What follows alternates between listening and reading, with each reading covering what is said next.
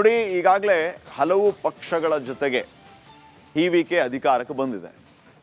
ಇವತ್ತು ಪ್ರಮಾಣ ವಚನ ಸ್ವೀಕಾರ ಸಮಾರಂಭದಲ್ಲಿ ವಂದೇ ಮಾತರಂ ಗೀತೆಯನ್ನ ಹಾಡಲಾಯಿತು. ಇದೇ ವಿಚಾರ ಈಗ ಟಿವಿಕೆ ಬೆಂಬಲ ಕೊಟ್ಟಿರುವಂತ ಸಿಪಿಐಗೆ ಭಾರೀ ಕೆರಳುವಂತೆ ಮಾಡಿದೆ. ಅಲ್ಲಿಗೆ ಮೊದಲ ದಿನವೇ ವಿವಾದ ಶುರುವಾಗಿದೆ.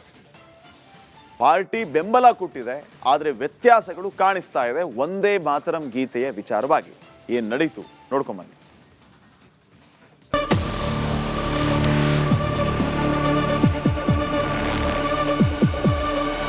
ವಿಜಯ್ ಪದಗ್ರಹಣ ಕಾರ್ಯಕ್ರಮ ಇವತ್ತು ಹಲವು ವಿಶೇಷಗಳಿಗೆ ಸಾಕ್ಷಿಯಾಯಿತು.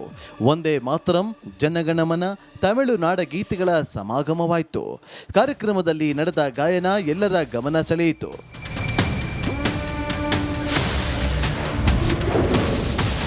ವಿಜಯ್ ಪದಗ್ರಹಣ ಕಾರ್ಯಕ್ರಮದಲ್ಲಿ ವಂದೇ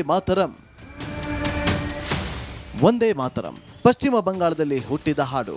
ಬಂಗಾಳದ ಕವಿ ಬಂಕಿಮ ಚಂದ್ರ ಚಟರ್ಜಿ ರಚಿಸಿದ ಗೀತೆ. ಈ ಹಾಡಿಗೆ ಕೇಂದ್ರ ಸರ್ಕಾರ ರಾಷ್ಟ್ರಗೀತೆಯ ಸ್ಥಾನಮಾನ ನೀಡಿದೆ.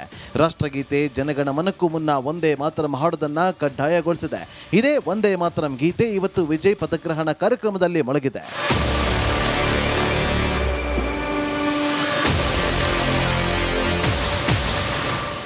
ಅಂದಹಾಗೆ ನಿನ್ನೆಯಷ್ಟೇ ಬಂಗಾಳದಲ್ಲಿ ಸುವೇಂದು ಅಧಿಕಾರಿ ಪದಗ್ರಹಣ ಕಾರ್ಯಕ್ರಮ ನಡೆಯಿತು. ಪ್ರಧಾನಿ ಮೋದಿ, ಅಮಿತ್ ಶಾ ಸಮ್ಮುಖದಲ್ಲಿ ಸುವೇಂದು ಅಧಿಕಾರಿ ಸಿಎಂ ಪಟ್ಟ ಅಲಂಕರಿಸಿದ್ರು. ಆದರೆ ಈ ಪದಗ್ರಹಣ ಕಾರ್ಯಕ್ರಮದಲ್ಲಿ ವಂದೇ ಮಾತರಂ ಹಾಡು ಮೊಳಗಲಿಲ್ಲ. ಖುದ್ದು ಕೇಂದ್ರ ಸರ್ಕಾರವೇ ವಂದೇ ಮಾತರಂ ಗೀತೆಗೆ ರಾಷ್ಟ್ರೀಯ ಸ್ಥಾನಮಾನ ಕೊಟ್ಟಿದ್ರು.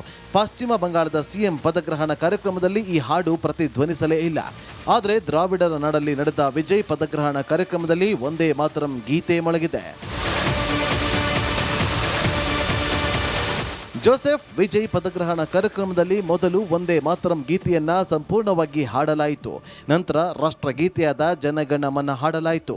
ಬಳಿಕ 3ನೇ ಕ್ರಮಾಂಕದಲ್ಲಿ ತಮಿಳುನಾಡ ಗೀತೆ ತಮಿಳ್ ತಾಯ್ ವಾಳ್ತು ಹಾಡಲಾಯಿತು.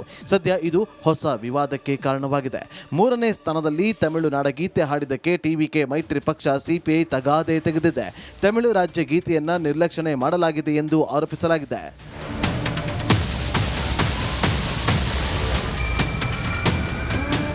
ಹೇಳಿ ಕೇಳಿ ಸಿಪಿಐ ಟಿವಿಕೆ ಮಿತ್ರ ಪಕ್ಷ. ಸರ್ಕಾರ ರಚನೆಯಾಗಿ ಮೊದಲ ದಿನವೇ ಟಿವಿಕೆ ಹಾಗೂ ಸಿಪಿಐ ನಡುವೆ ಅಸಮಾಧಾನ ಹೊಗೆಯಾಡಿದೆ.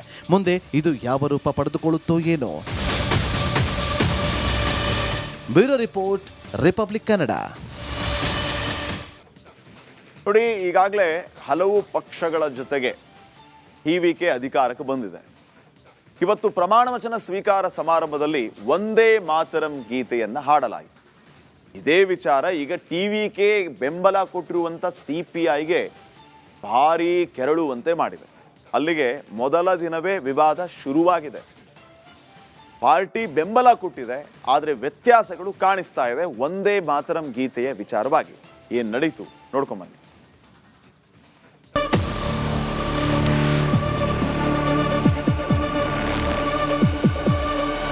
ವಿಜಯ್ ಪದಗ್ರಹಣ ಕಾರ್ಯಕ್ರಮ ಇವತ್ತು ಹಲವು ವಿಶೇಷಗಳಿಗೆ ಸಾಕ್ಷಿಯಾಯಿತು. ವಂದೇ ಮಾತರಂ, ಜನಗಣಮನ, ತಮಿಳುನಾಡ ಗೀತೆಗಳ ಸಮಾಗಮವಾಯಿತು.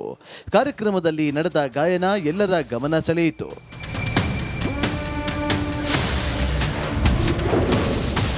ವಿಜಯ್ ಪದಗ್ರಹಣ ಕಾರ್ಯಕ್ರಮದಲ್ಲಿ ವಂದೇ ಮಾತರಂ ಪಶ್ಚಿಮ ಬಂಗಾಳದಲ್ಲಿ ಹುಟ್ಟಿದ ಹಾಡು. ಬಂಗಾಳದ ಕವಿ ಬಂಕಿಮ ಚಂದ್ರ ಚಟರ್ಜಿ ರಚಿಸಿದ ಗೀತೆ. ಈ ಹಾಡಿಗೆ ಕೇಂದ್ರ ಸರ್ಕಾರ ರಾಷ್ಟ್ರಗೀತೆಯ ಸ್ಥಾನಮಾನ ನೀಡಿದೆ. ರಾಷ್ಟ್ರಗೀತೆ ಜನಗಣಮನಕ್ಕೂ ಮುನ್ನ ವಂದೇ ಮಾತರಂ ಹಾಡೋದನ್ನ ಕಡ್ಡಾಯಗೊಳಿಸಿದೆ. ಇದೇ ವಂದೇ ಮಾತರಂ ಗೀತೆ ಇವತ್ತು ವಿಜಯ್ ಪದಗ್ರಹಣ ಕಾರ್ಯಕ್ರಮದಲ್ಲಿ ಮೊಳಗಿದೆ.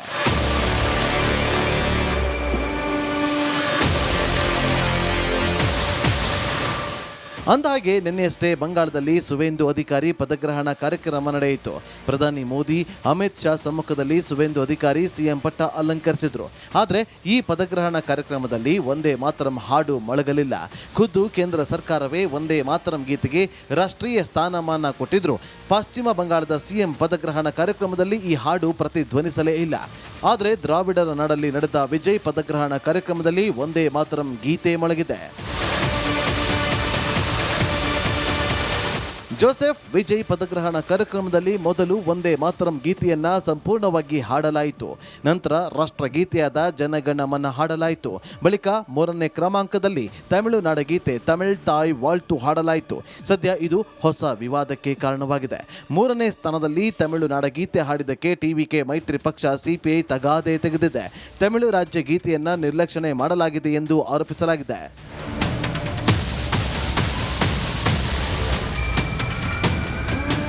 ಹೇಳಿ ಕೇಳಿ ಸಿಪಿಐ ಟಿವಿಕೆ ಮಿತ್ರ ಪಕ್ಷ.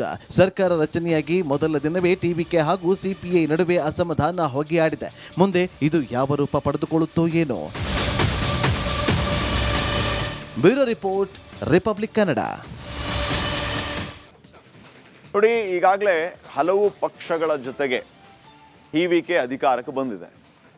ಇವತ್ತು ಪ್ರಮಾಣ ವಚನ ಸ್ವೀಕಾರ ಸಮಾರಂಭದಲ್ಲಿ ಒಂದೇ ಮಾತರಂ ಗೀತೆಯನ್ನ ಹಾಡಲಾಯಿತು.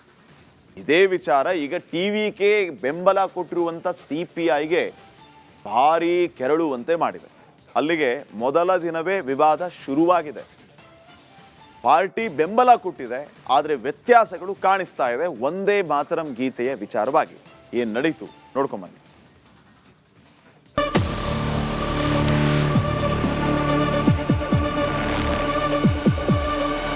ವಿಜಯ್ ಪದಗ್ರಹಣ ಕಾರ್ಯಕ್ರಮ ಇವತ್ತು ಹಲವು ವಿಶೇಷಗಳಿಗೆ ಸಾಕ್ಷಿಯಾಯಿತು.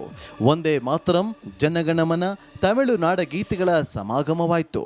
ಕಾರ್ಯಕ್ರಮದಲ್ಲಿ ನಡೆದ ಗಾಯನ ಎಲ್ಲರ ಗಮನ ಸೆಳೆಯಿತು.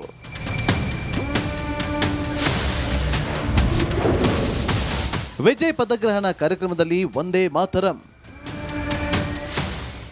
ಮಾತರಂ ಪಶ್ಚಿಮ ಬಂಗಾಳದಲ್ಲಿ ಹುಟ್ಟಿದ ಹಾಡು. ಬಂಗಾಳದ ಕವಿ ಬಂಕಿಮ ಚಂದ್ರ ಚಟರ್ಜಿ ರಚಿಸಿದ ಗೀತೆ. ಈ ಹಾಡಿಗೆ ಕೇಂದ್ರ ಸರ್ಕಾರ ರಾಷ್ಟ್ರಗೀತೆಯ ಸ್ಥಾನಮಾನ ನೀಡಿದೆ. ರಾಷ್ಟ್ರಗೀತೆ ಜನಗಣಮನಕ್ಕೂ ಮುನ್ನ ಒಂದೇ ಮಾತರಂ ಹಾಡುವುದನ್ನು ಕಡ್ಡಾಯಗೊಳಿಸಿದೆ. ಇದೇ ಒಂದೇ ಮಾತರಂ ಗೀತೆ ಇವತ್ತು ವಿಜಯ್ ಪದಗ್ರಹಣ ಕಾರ್ಯಕ್ರಮದಲ್ಲಿ ಮೊಳಗಿದೆ.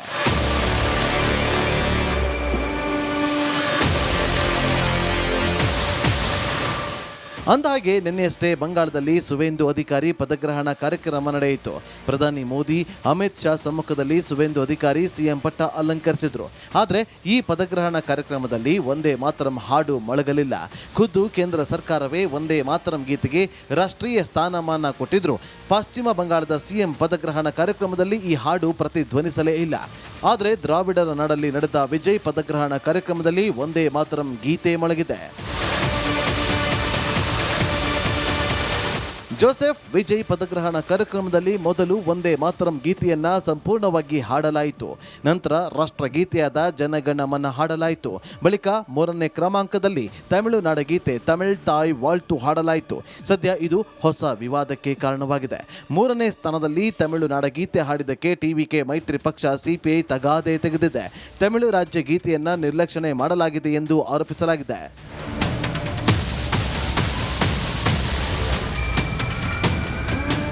ಹೇಳಿ ಕೇಳಿ ಸಿಪಿಐ ಟಿವಿಕೆ ಮಿತ್ರ ಪಕ್ಷ. ಸರ್ಕಾರ ರಚನೆಯಾಗಿ ಮೊದಲ ದಿನವೇ ಟಿವಿಕೆ ಹಾಗೂ ಸಿಪಿಐ ನಡುವೆ ಅಸಮಾಧಾನ ಹೊಗೆಯಾಡಿದೆ. ಮುಂದೆ ಇದು ಯಾವ ರೂಪ ಪಡೆದುಕೊಳ್ಳುತ್ತೋ ಏನೋ. Bureau report, republic Kannada.